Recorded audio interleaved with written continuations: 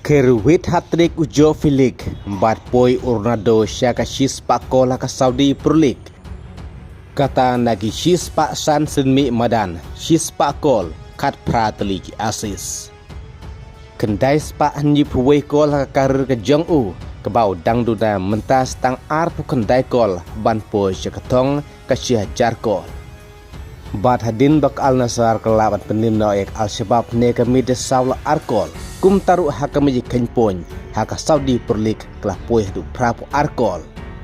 Ladak Al Nassr kan laban penlim yak Al Hilal haka kat ar tadik kum taka day lupa ke ladu haka Saudi Pro League. Henry ladak kam laban penlim yak Al Hilal haka kat ar tadik kadang apsa ke wepat ke jinikai persyai ke damak.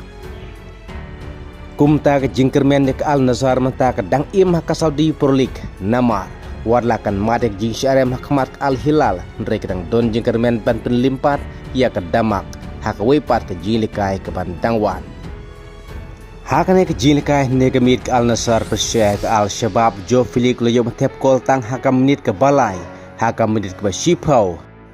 kadba Ronaldo layo haka menit ke nyipsan ya ke bala sista Sadio Mane bat kum juru jo Filik layo sasikol lingba ke penalti haka menit ke bakandai po plus pra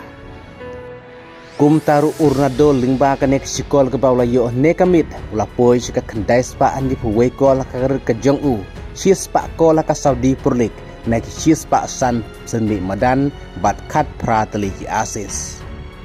kat ba haka Saudi Pro League menta kal yom ula poi siaka arpo ndriu kol bat balayo bun kol tam menta kayom haka Saudi Pro League udayu Ivan Toney ke klub Al Ali ubalayo hadu lai pokol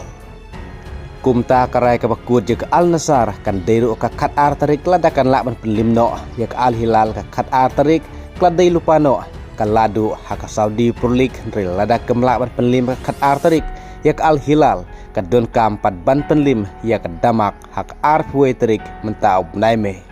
kublai shibon